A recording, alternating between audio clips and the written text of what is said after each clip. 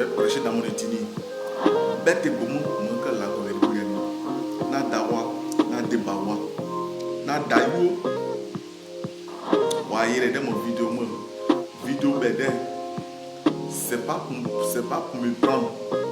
Mais la Bible, c'est comme la Bible est le comme Zepa centralement Bible. Mais Bible a soudé comme la gona c'est Bible là c'est bon. Nous aujourd'hui là. Nous à l'église marque dans l'église assis pour me prier autour. N'est pas ma sœur. Aïe prier yo bra ni mo ni pousse. Parce que na Zepa ni ni mo ni pousse. Bible ne boye ebe buguli ebe sekaye mais Bible moi la Zepa wole de. Et monsieur Bible comment hier n'y peut yon hier n'y peut stocker et monsieur Bible comment hier n'y peut c'est et monsieur me disait la Bible moi hier zoku hier na l'église hier mon anuazo il quand il zo il bloqué à Zepa ah mon zoku après à no bunyo moi asunyo bunyo mais là-bas on a et voilà n'y peut na image mo n'y peut griner on a ngiri awere igbo ma ngiri nuwo pelo ya ekatine mo na di tise mo mais que zoku mo na di zoku se mo la bonne badure mo wala zeringe do to patason vous yere vous anu yere mais vous ben ka mo rere dans la obie vous obie wo to obie yoro vara obie lorbo oyukuri onu were apopote ya were akuba comme Seigneur mi parler Luc 18 verset 39 wala nye paso moi mo worem woroma no kwani woroma no tezoku kwani nya zoku so moi mo worem waka mo worema gora mo nye pa mo nye pa wa no li nere hypocrisie moi woman zoku moi brene mo nye pa moi selo wi moi grilo mo moi violo lo wa nyi wa popero geji moi bu aro goria wa yi mo gere apuni ayu la gota dawer mo seni do mo nya gere ne do aka mo worema gere wa de ba nyu do iso onye mora 50,000 oye mora 50,000 francs on est toi là c'est pour toi qui est là on est moi c'est pour toi qui est là wa yi mo worema gere mo peo e ka zoko ni pe gane zoko se mo lo e ka wi ni ogere bi igri lo e ka nya pa se ni ogere nya pa se lo e ka ngiri si ogere ngiri si nyo so lo e ka drebuli nyo gane drebuli ka lo e ka nya pe o nene dezam ka ne dezam nene lo ya veri akibani mu ka ne de nya mu se na mu ne Luc 18 verset 39 o ki mu zere o yi zamu ade ba wa ka mo goro mu gere ope wala ne te sazo oye zemwuro oye motu agre oka tu agre tu o nyebri ne obi wa agre tenye zoku mo anoro zoku mo abri ne mo nunya mo akoro nye pa mo agre ro wo mo dabaro oto ba wa ko nunyima oye motu wa be mo to o gani ada obi a ogani obi angre mo oye vigri mo wa yi vigri mo waka wigri zira zapom nye pa wa wi da wi wa ye uso wa yi mo adigbom wa yi mo tesazo adigbom waka mo tesazo adigbom re wa yo da idenye no di adi wa ye no di adi denye no di adi mo ro ni ora no di adi e dayu o mo sabo sa adi wigri zoku mo no adigbom ya gema kopo dayu ko mo agu ni bi amoyo ibi ya to jimu po ona ba don to jimu po ya sa no zebo yi ba lo yi mo pare a yi ma lo yi rabuse a ona ye rabuse o yi mo lo yi ti o go o yi onye wa ye mo o a lo yi kamsu da yi goro pare ona sabo in zubo sani ona se zubo wi mo akama ade ba gba ni ayi akọ were mo seni wi mo gri ki do Doya na crédit mo peine wana wa kama je mo pola ni na crédit remboursé. On est on est tu hano na da isambre baseni ibia me yo ziba na zepam adeba ona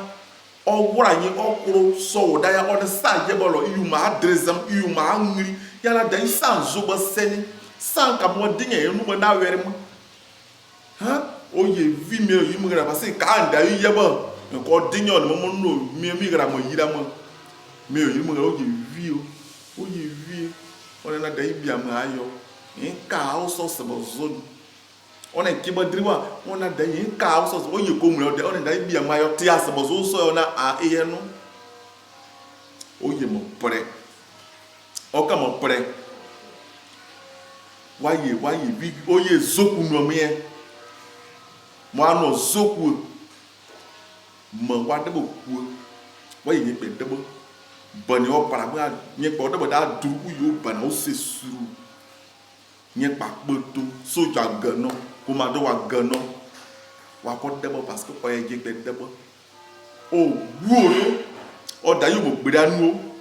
o yi mo da gbeda nu re ni o da yi sa ba ni du wo mo na bana ko se ti na bana wo du yi oni na da ya sa da bazie na bia mo gani ya mo azo di so mo ya ma ye pe braka po ya soja nye ko ma do wa so ma pe ti ya de ore nyi agbe sa za wa kan yi pe dinye oponi e yupri e ka be dinye ke ye yoro ni na da ya te sa zo ade ba na ni gani ya di aka di ya di mo gbere ni o ye gbani ni o na da yi mi ya se ke zo ona on est sans avoir que yipe digne opone yipe yukuri mais comme digne que ye yoro ha da yukuri mo gba wo yi ka ze mo saka o mini zone on da yi ase ka zo on da yi mo te ade bala bo mo zu ese bo se na banamu oye o banamu se on nya mayo oyo da yo abara odibo ya mu para oyo na odibo yo da yo yen one mo pore mo dizam zizo mo dia azam oyo da ya duru bana o ya mu pro yo gbira ni onye gbo soja yi wa wu to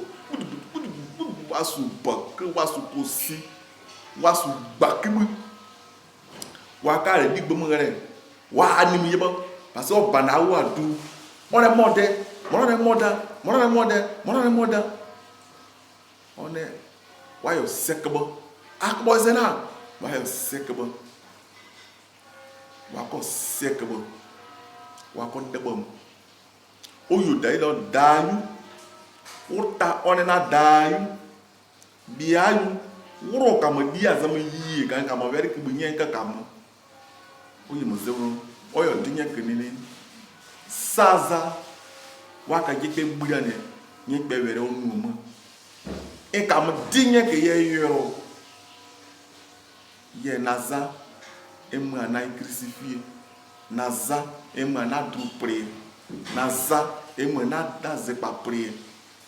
ya na bana nyam da yo sa couleur akabani on est couleur blanc on a sa woda wori atia dum pre sa woda wori ane oseba ya Jésus Christ de Nazareth adibalago owa oka zeze wo yu ore de mari so dre neni aza oye yu parce na dre keneni e que lago se lago ye ba que se ba nemu ya dia di mo gara de mamu e ba Jésus Christ oyi aba ngazi waza azoku waza oya adru badamu para wayo Christifié si ça va zamane vera kibobo o de wa ide nye do ane ponu yukuri akala go vere mono eza gbo bete bu ane drini video ya ane drini partager cette vidéo ok vidéo drini lago yo nous pas oser pas y changer ya adiba lago oye gbani adiba Jésus oye gbani na bana enyanye da yo sa weda wurire ani wasaba me e wayi do On est où yido et que y bana antia bana fait pas. Mais zie aïe la voix aïe Jésus a bana fait pas. Il dit à meilleur bête du mou boss banini. Ane wor bana ane tel se aka bana wor aka bana la go onyanye da yo bana wore o ya du bana no ane tel bana sa aka wor e ke bana wor na zepa mi ziban e ke bana wor yi na bobure e ke bana wor yi mo france mu e ke bana wor yi yugere e ke bana wor na zepa yi teo e ke bana wor nu ka banda bo e ke bana wor bizu nyone ka mu ya vera kubanka yenye mida sewa wor bana ya e ke baka bana wor tinyi pese tin de gbiri se yeba na nye yeba se bo dude ti li ke murate yoro mo e ke moli e griro e mo poche mo no bi amoyo nye lo ino nek e kre bo mo prier mais la bonne base se bo do nye pe mo no nye pe buro mo yo tinye kenene ato ya se ke mo zoni ke la gon mo nyo de kenene po na di di pop nye ngazewa enki ngazewa nye eyi mana yom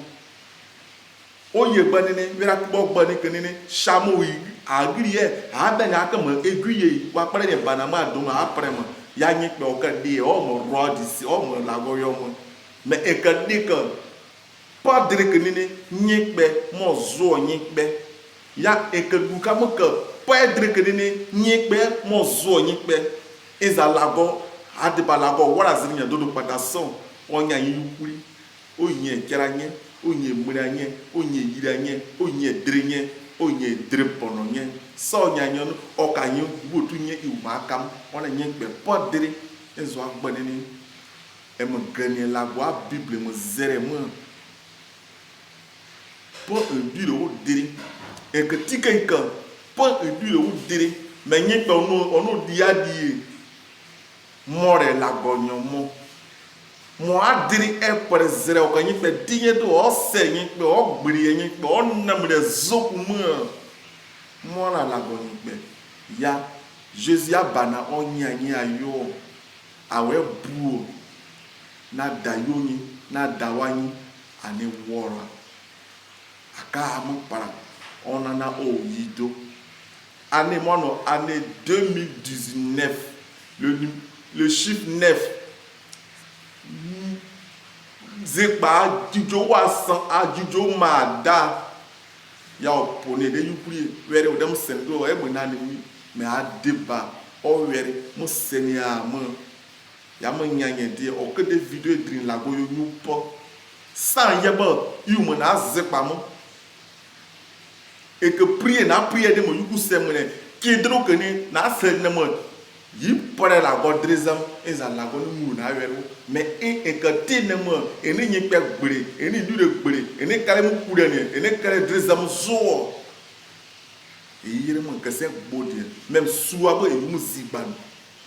e ka su ne gbrizam su izam gbri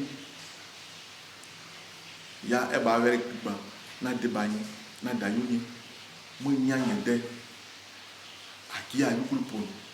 ani drin veria anyi adire abundem Jésus que c'est angre ka akuri ato owara duwo owara zerege dodo patason oyu Jésus ko were gware mari pazeze mari gware ogbere mo lagowo omo mo yi o mo no deba kopeso lukeso ona mo yo ka bo ni o ke yi oka preto wa nye kudu wa ku so okwo zigiri tu ya zigira obo kanya tunye ani digba aka sebonem ani pa di do dire ani pa da o dire me ati amuri ya izo dire pon e ka muri abuzi abudu kene zire oka azegbere yi na ni ka gazu gbo me ke bo na ni ti anazu gbo tere la gwa budu seo e ka muri abudu sede parce que la gona roi Salomon so yebo no lagon ole lagon nya neno nya ningu nka re mo selese enka triposi enka yikpa na zidreka enka gburi awa ka na were no wa dreka zere pre e la go yo anegenye mo nega gebo mo la go nyo de nye ka bo ipe ni ade ko ka ro asal mo wozi nye ya yo azigba ni azepa mo anam ni la go awere mo ani nam la go awere mo sa ye bolo ayi ma azepa mo re Jésus Christ angre mo im semo